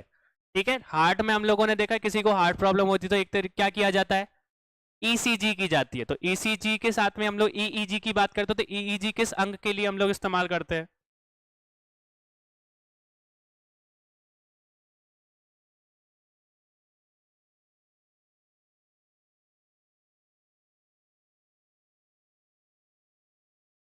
ठीक है, किसके लिए करते हैं हम लोग? मस्तिष्क के लिए करते हैं या ब्रेन के लिए करते हैं, तो ब्रेन वेव जो वेव रहती है उसको क्या करता है, ये डिटेक्ट करता है। ठीक है, और जो भी एबनॉर्मलिटीज हमको देखने को मिलती है किसी भी तरीके की, अगर हम लोग एबनॉर्मल है या जो इलेक्ट्रिकल एक्टिविटीज है उनके कारण पता चल जाता है कि इंसान नॉर्मल है या नहीं है। ठीक है, तो ईईजी जो है वो हमारी ब्रेन की जो वेव्स रहती है, जो निकलती है वेव्स, उनको मतलब डिटेक्ट करता है और बताता है कि इंसान का जो मस्तिष्क है, ये इलेक्ट्रिकल सिग्नल्स है वो प्रॉपर तरीके से मतलब जा रहे हैं, या उसको कोई ना कोई बीमारी है या एबनॉर्मेलिटीज है। ठीक है, हार्ट के लिए याद रखना है ईसीजी हम लोग इस्तेमाल करते हैं। ईसीजी का फुल फॉर्म, ठीक है, इलेक्ट्रोकार्डिनिज्म। नेक्स्ट देखो, खुजाने से खाज मिटती है क्योंकि scratching relieves itching because it removes external dust from the skin. This kills germs. This stimulates certain nerves which instruct the brain to increase the production of antihistamine chemical, or this suppresses the enzyme that cause itching. खुजाने से मतलब बोल सकते हैं जो हमारी खाज रहती है क्यों मिटती है, ठीक है, क्योंकि एक तरीके का ये हमारी जो सिग्नल्स है वो वहां तक पहुंचती है, उसके कारण हमको क्या मिलता है, एक तरीके से एंटी हिस्टामाइन केमिकल जो है वहां से रिलीज होता है, इसके कारण हमको रिलीफ फील होता है, ठीक है। नेक्स्ट देखो, the affected organ in typhoid disease is, तो टाइफाइड बीमारी से प्रारंभिक कौन सा अंग होता है, टाइफाइड में कौन सा लंग हमारा फेल कर जाता है, एक तरीके से सबसे ज्यादा इफेक्ट करता है टाइफाइड के टाइम पे, ठीक है। तो जो टाइफाइड है कहाँ पे इफेक्ट करता है, हमारे इंटेस्टाइन में, और कौन सी इंटेस्टाइन में, स्मॉल इंटेस्टाइन में, ठीक है। स्पेसिफिक भी देखोगे तो किस इंटेस्टाइन को इफेक्ट करेगा, वो स्मॉल इंटेस्टाइन को करेगा, ठीक है, आंत को, छोटी आंत जो रहती है हमारी। BEG vaccine is used for, जो बीसीजी जो वैक्सीन है उसका जो टीका है उसका इस्तेमाल क्यों किया जाता है,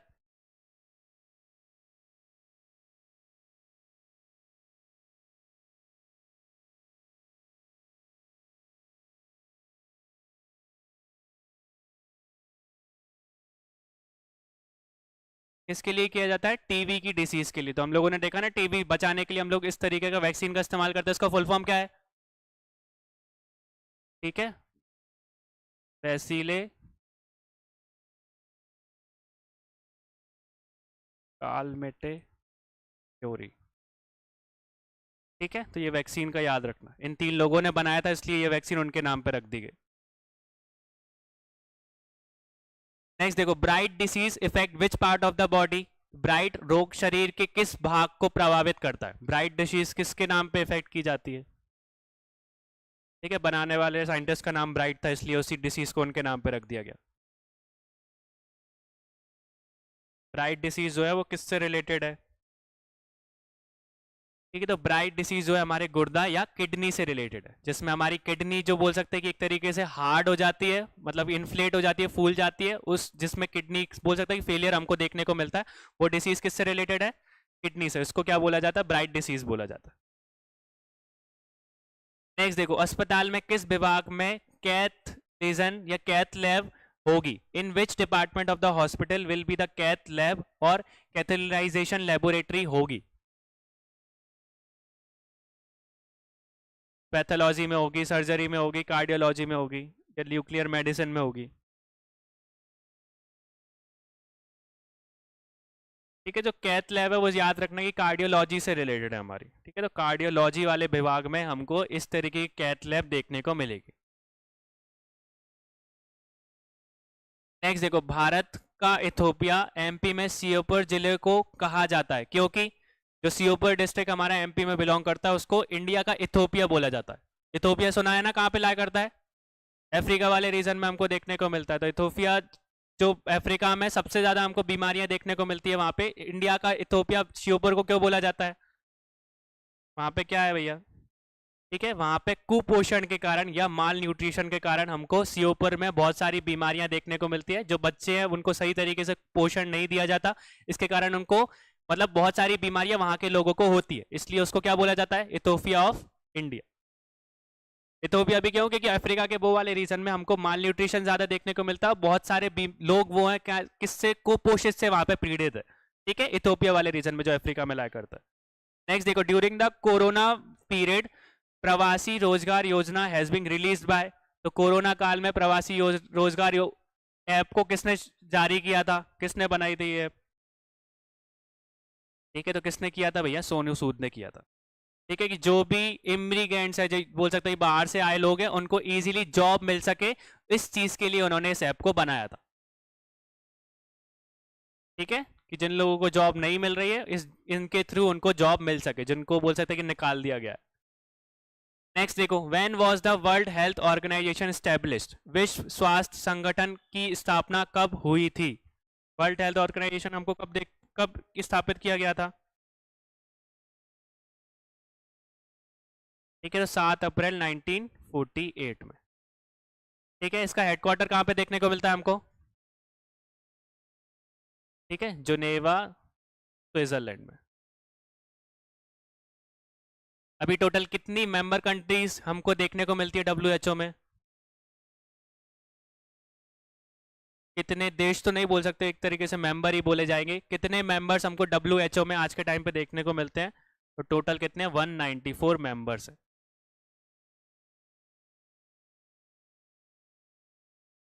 ठीक है,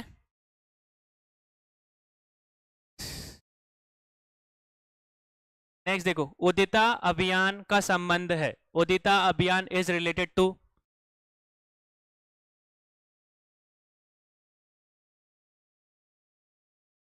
उदिता अभियान किस किस से रिलेटेड है? 193 नहीं भैया, 94 हो गई है।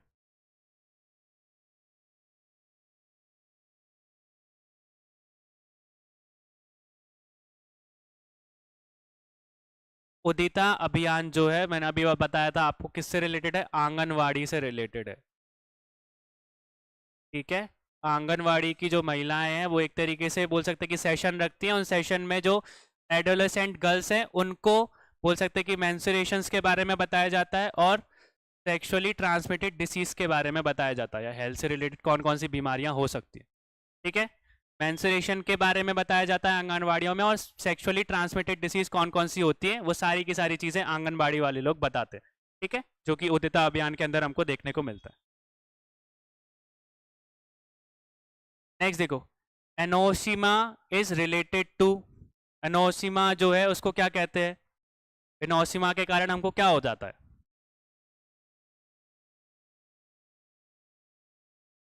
किस तरीके का हमारा बोल सकते हैं कि स्वाद चला जाता है, या बोल सकते हैं कि हमारा जो सूंघने की शक्ति है वो चली जाती है, टच सेंसेशन चला जाता है, या हीट सेंसेशन चला जाता है?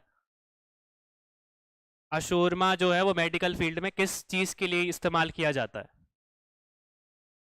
ठीक है, तो असूरमा जो है उसमें हमको देखने को मिलता है किस चीज का लॉस हमको देखने को मिलता है? स्मेल का, कि हमको किसी भी तरीके की बोल सकते हैं कि पार्शियल स्मेल नहीं आती, या तो पूरी की पूरी तरीके से हमको उसकी सुगंध नहीं आती, इससे रिलेटेड। ठीक है, हम लोगों ने देखा ना कोविड के टाइम पे कि अगर आप बोल सकते हैं कि आपको स्मेल नहीं आ रही है तो एक तरीके से आपको एक सिम्टम के रूप में बताया गया था ना, तो उसको किस, वो मेडिकल फील्ड में किस नाम से जाना जाता है? एनोस्मिया के नाम से जाना जाता है। नेक्स्ट देखो, ईसीजी वैक्सीन के बारे में निम्नलिखित कथनों पर विचार कीजिए, और इनमें से हमको क्या बताना है? इन कथनों में कौन सा सही नहीं है, कि नहीं वाला बताना है। पहला स्टेटमेंट, दूसरा, तीसरा।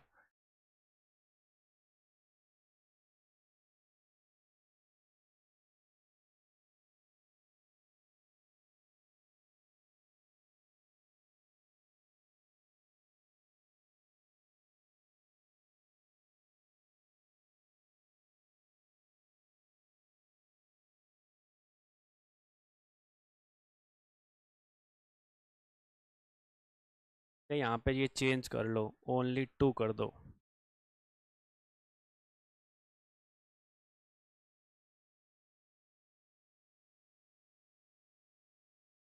अब देखो यहाँ पे पहली चीज की, ये टीका के खिलाफ प्रतीक्षा और सुरक्षा प्रदान करता है, ये ट्यूबरक्लोसिस से रिलेटेड हमारा बोल सकते हैं कि टीका है। दूसरी, यह टीबी की पुष्टि होने पर व्यक्ति को दिया जाने वाला टीका है। जो टीबी का जो बोल सकते हैं कि वैक्सीन दी जाती है वो मतलब किसी इंसान को हो जाए उसके बाद दी जाती है, या हो ना इसलिए की जाती है? मतलब पहले दी जाती है ना, तो स्टार्टिंग में हम लोगों को ट्यूबरक्लोसिस, अभी वैक्सीन की बात कर रहे हैं, तो हम लोग अगर कोविड हो गया किसी को तो वैक्सीन अगर आप यूज करोगे बाद में तो कोई फर्क पड़ेगा क्या? तो वैक्सीन पहले दी जाती है। तो जो टीबी की वैक्सीन है वो कब दी जाती है? मतलब पहले से ही दी जाती है, किसी को टीबी हो गई उसके बाद में वो वैक्सीन काम नहीं करेगी। तो ये वाला स्टेटमेंट क्या हो गया? और वहीं पे बोला वर्ष 1948 में भारत में यूनिवर्सल बीसी नीति को क्या कर, बीसीजी वो वैक्सीन को क्या कर दिया गया था? लागू कर दिया गया था। कौन से प्रोग्राम के थ्रू? तो नेशनल इम्यूनाइजेशन प्रोग्राम के थ्रू। ठीक है, कि सभी लोगों को इम्यून कर सके, इसलिए हम लोगों ने क्या करा था? वैक्सीन को इस्तेमाल किया था यहाँ पे। अब आपसे कोई पूछ ले कि कितनी वैक्सीन थी जो कि इसके अंदर काउंट की गई थी, तो मेनली हम लोगों को 3 वैक्सीन के बारे में देखने को मिलता है जो कि नेशनल इम्यूनेशन प्रोग्राम के टाइम पे हम लोगों ने स्टार्ट की थी। वो कौन सी है? एक है डीपीटी, ठीक है, दूसरी कौन सी है, ईसीजी,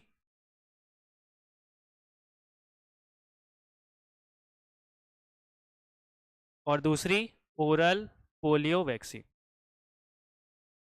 ठीक है, ये तीन वैक्सीन जो थी 1978 में नेशनल इम्यूनाइजेशन प्रोग्राम के अंदर स्टार्ट की गई थी।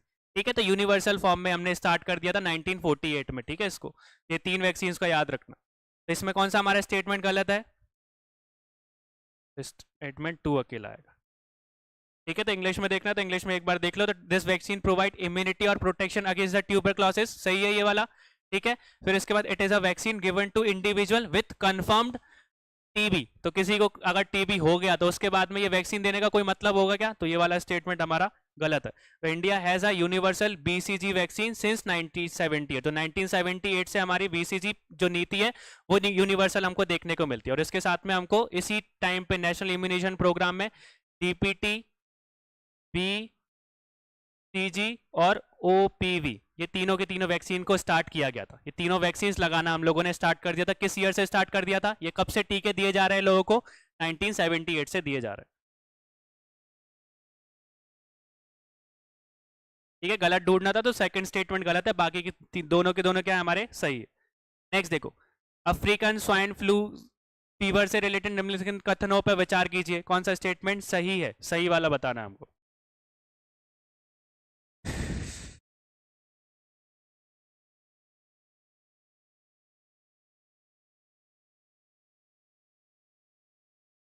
ठीक है, तो अफ्रीकन स्वाइन फ्लू जो है वो किससे रिलेटेड है, पशु से रिलेटेड है। तो पहली चीज, ये अंतरिक्ष संक्रमण और ग्रहण पशु रोग है।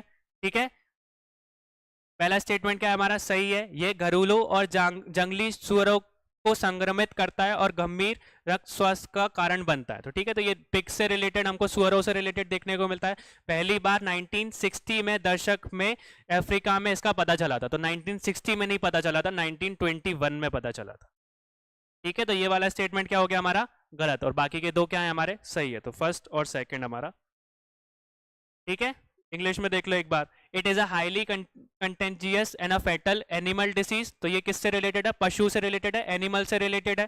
ठीक है, it infects domestic and wild pigs and causes severe haemorrhage, तो ये जंग जो बोल सकते हैं हमारे जो पिग्स रहते हैं डोमेस्टिक जो घर में पालते हैं वो, और जो वाइल्ड पिग्स रहते हैं उनको इफेक्ट करता है। और ये किस मतलब किस ईयर में स्टार्ट किया गया था अफ्रीका में, तो 1921 में इसको हमने डिटेक्ट किया था, 1960 नहीं। ठीक है, तो पहला और दूसरा स्टेटमेंट यहाँ पे सही है। नेक्स्ट देखो, बोल सकते हैं कि हॉग हैजा के बारे में निम्नलिखित कथनों पर विचार कीजिए। ठीक है, हॉग हैजा के बारे में हम लोगों को देखना है कि ये घरेलू और जंगली सुअरों को संक्रमित वायरल बीमारी है। यह बीमारी इंसानों को नुकसान पहुंचाती है। यह भारत के सुअरों को प्रभावित करने वाली सबसे बड़ी बीमारी में से एक है। तो कौन सा स्टेटमेंट सही है ये बताना है आपको। ठीक है, हॉग क्लोरेरा की बात कर रहे हैं हम लोग।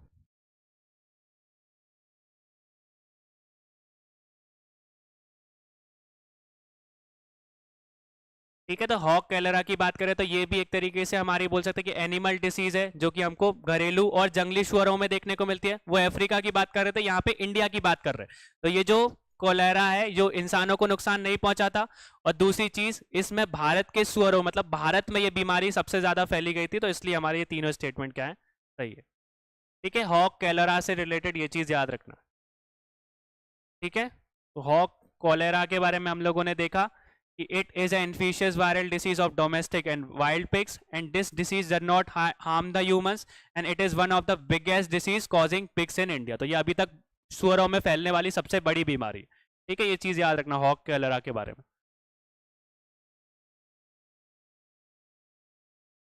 नेक्स्ट देखो, संजीवनी ऐप के बारे में निम्नलिखित कथनों पर विचार कीजिए। इसे आयुष मंत्रालय और स्वास्थ्य मंत्रालय द्वारा संयुक्त रूप से विकसित किया गया था।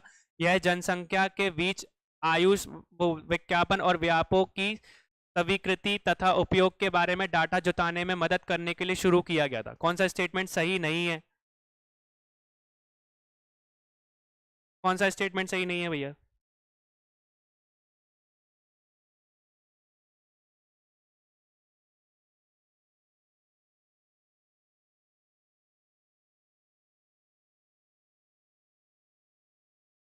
ठीक है, तो कोई लोग ए बता रहे हैं, तो पहला वाला स्टेटमेंट जो है वो क्या है, गलत है। इसको बोल सकते हैं कि हमारे स्वास्थ्य मंत्रालय द्वारा स्टार्ट नहीं किया था, ministry of electronics and IT department वाली मिनिस्ट्री ने इसको स्टार्ट किया था।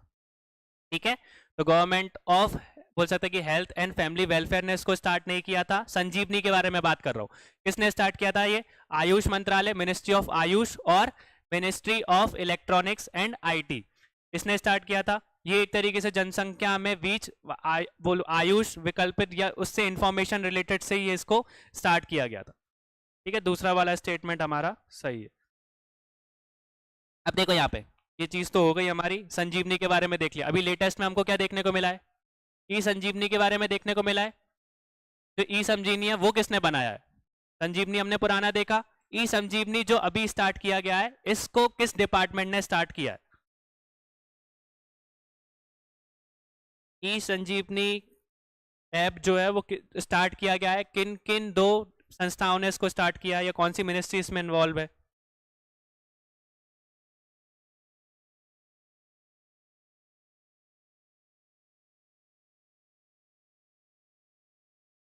तो देखो, ई संजीवनी जो है वो पहली बात तो सी डेक ने स्टार्ट किया था। सी डेक ने किसके साथ कॉम्बिनेशन बनाया, ministry of health and family welfare. ठीक है, ये दोनों के दोनों इससे मतलब इस ई संजीवनी ऐप से रिलेटेड है। तो ई संजीवनी ऐप किन दो के द्वारा बनाया गया था, तो पहली चीज याद रखना, सी डेक ने इसको बनाया था।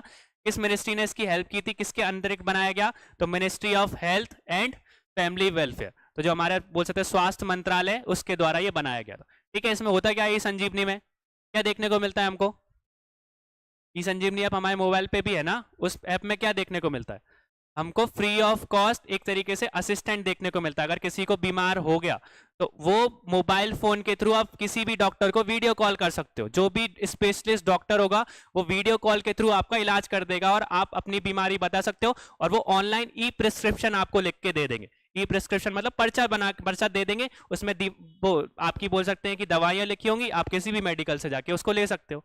ठीक है, इस ऐप में ये चीज हमको देखने को मिलती है। तो ई संजीवनी ऐप कैसा है, एक तरीके का बोल सकते हैं कि प्रिस्क्रिप्शन, मतलब बोल सकते हैं कि हमारे घर पे ही हमको सारी की सारी जो सुविधाएं वो मिल सके।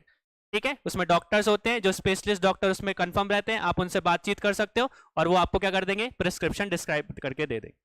ठीक है, ये चीज जरूर याद रखना। इसको किसने बनाया था, तो सीडेक ने। साथ में कौन सा मिनिस्ट्री इसमें इन्वॉल्व थी, स्वास्थ्य मिनिस्ट्री या ministry of health and family welfare. Next देखो, SARS Covid 2 novel corona virus से रिलेटेड कौन सी हमारी स्टेटमेंट सही है, ये बताओ। निम्नलिखित कथनों पर विचार कीजिए। तो एलिसा बोल सकते हैं कि सार्स कोविड 19 को नोबल कोरोना वायरस द्वारा संक्रमण की प्रतिक्रिया स्वरूप शरीर द्वारा विकसित एंटीबॉडीज का पता लगाने के लिए एक जांच किया वाला टीका, या पहली बार भारत में कोरोना वायरस के लिए स्वदेशी एनिलिया बोल सकते हैं कि परीक्षण विकसित किया गया था। कौन सा स्टेटमेंट सही है इसमें से,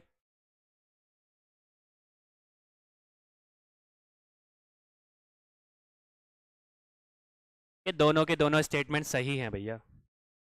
ठीक है, इंग्लिश में देख लो एक बार। तो ELISA is a immunological test kit for detecting antibodies developed by the body in the response to the infection by SARS Covid 2 novel virus. तो इसको स्टार्ट किया गया था, एक तरीके के इम्यूनाइजेशन टेस्ट है ये। ठीक है, for the first time India has developed indigenous ELISA test for corona virus. तो दोनों के दोनों स्टेटमेंट सही है यहाँ पे। ठीक है, सार्स से रिलेटेड हम लोगों ने देखा था, सार्स का फुल फॉर्म जरूर याद रख लेना, सेवरल एक्यूट बोल सकते हैं कि हमारा एक्यूट रेस्पिरेटरी सिंड्रोम। ठीक है, कोरोना वायरस 2 क्या, एलिसा, बताऊंगा अभी एक और। नेक्स्ट देखो, एलिसा निम्नलिखित रूप से एचआईवी और कोरेला कोरेला संक्रमण का पता लगाने के लिए उपयोग किया जाता है। अलेक्सा परीक्षण एंटीबॉडीज के साथ उन मूलों पर पता लगाने के लिए मदद करता है जिनमें संक्रमण की पूरी अवधि के दौरान संक्रमित व्यक्ति मतलब संक्षण मुक्त बना दिया जाता है, या यह केवल यह जानने के मदद कर सकता है कि क्या व्यक्ति पहले ही संक्रमण था या नहीं। कौन सा स्टेटमेंट सही है, अब ये बताओ।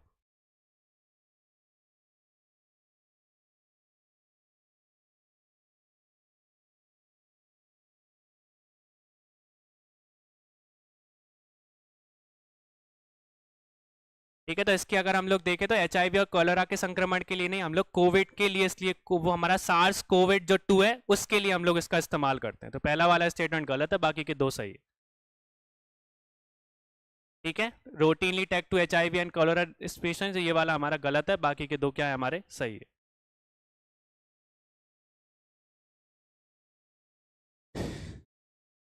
नेक्स्ट देखो, निम्नलिखित कथनों पर विचार कीजिए, कौन सा स्टेटमेंट सही है टीबी से रिलेटेड।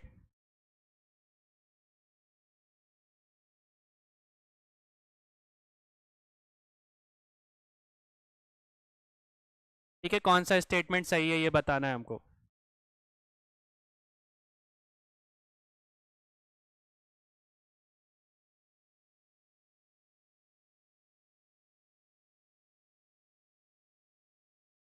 ठीक है, तो एस्ट्रोनोमिजन का प्रयोग पहले भी टैपिक टीबी रोगों के लिए इलाज के लिए महत्वपूर्ण था, तो ये वाला स्टेटमेंट हमारा क्या है सही है। अब दूसरी चीज आपसे पूछी जाए कि CFCC ने इसको बोलता कि एस्ट्रोनोमिक्सिन और टेट्रोसोमिसिन को प्रतिबंध लगाने की सिफारिश की है, सही है। किस फील्ड में इसको बैन किया गया है, एग्रीकल्चर की फील्ड में।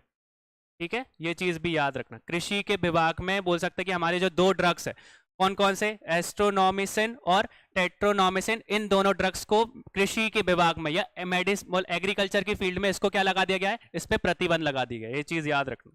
ठीक है, कौन कौन से हमारे दो ड्रग्स है, एस्ट्रोनोमिसिन और टेट्रानोमिसिन। ठीक है, और सेस्ट मतलब बोल सकते हैं कि एस्ट्रोनोमिसिन का हम लोग बात करें तो ये पहले से ही टीबी के लिए हम लोग इस्तेमाल करते हैं। ठीक है, तो दोनों, पहला वाला स्टेटमेंट क्या है हमारा सही है, सॉरी गलत, और दूसरा वाला भी।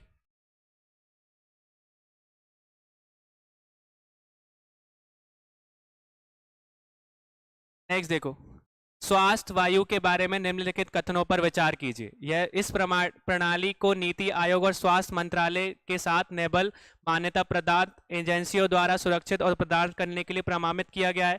यह सिस्टम कुछ फायदे हैं लेकिन चूंकि यह बहुत महंगा है जिससे परिणाम स्वरूप बड़ा नुकसान होता है। कौन सा स्टेटमेंट सही है।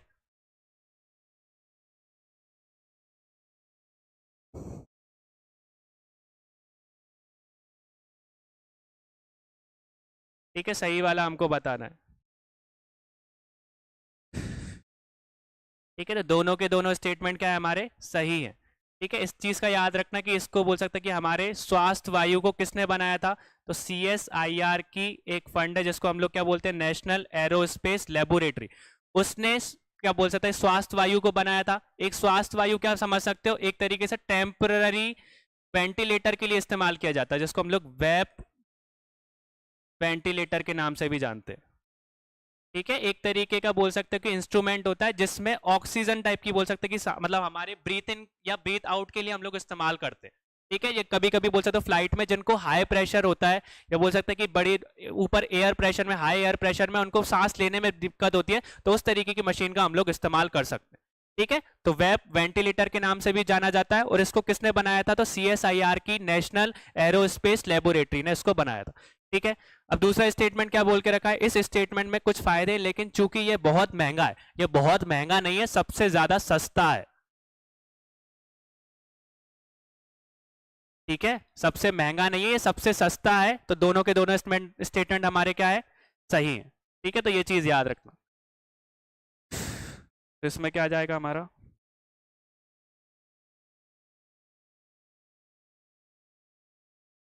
ठीक है, तो ये चीज याद रखना। नेक्स्ट देखो, जेनेलैप एन के बारे में निम्नलिखित कथनों पर विचार कीजिए कि यह एक नैदानिक परीक्षण किट है जो 2 घंटे में कोविड-19 की पुष्टि कर सकता है। यह वायरस को निपटाने के लिए बहुत महंगी किटों में से एक है, इसमें IIM द्वारा विकसित किया गया था। तो कौन सा स्टेटमेंट सही है।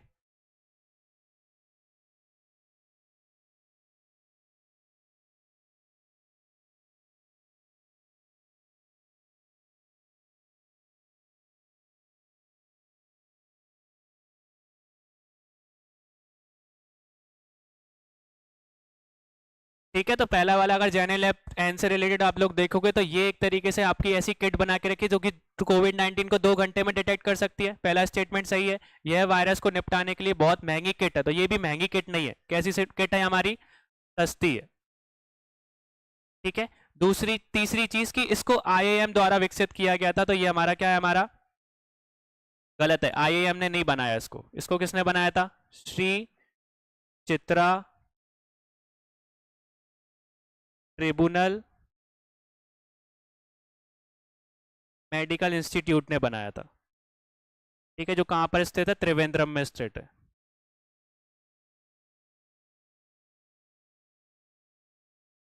ठीक है, कौन सा स्टेटमेंट सही है हमारा? केवल फर्स्ट वाला सही है। ठीक है, तो ये क्वेश्चंस अच्छे से कर लेना इनको। ठीक है, जेनेलैब के बारे में बात करते थे। It is a diagnostic test kit that can confirm कोविड-19 इन 2 आवर्स। तो 2 घंटे में कोविड-19 का पता लगा देती है जेनेलैब मैन। ठीक है, ये बहुत एक्सपेंसिव है, एक्सपेंसिव नहीं है, बहुत सबसे सस्ती है। और आईआईएम ने इसको बनाया था। आईआईएम ने ना बना के इसको Shri Chitra tribunal institute of medical science ने बनाया था, जो कि कहां पर स्टेट है? त्रिवेंद्रम में यहाँ पे स्टेट है। ठीक है, तो अकेला यहाँ पे फर्स्ट हमारा यहाँ पे सही है।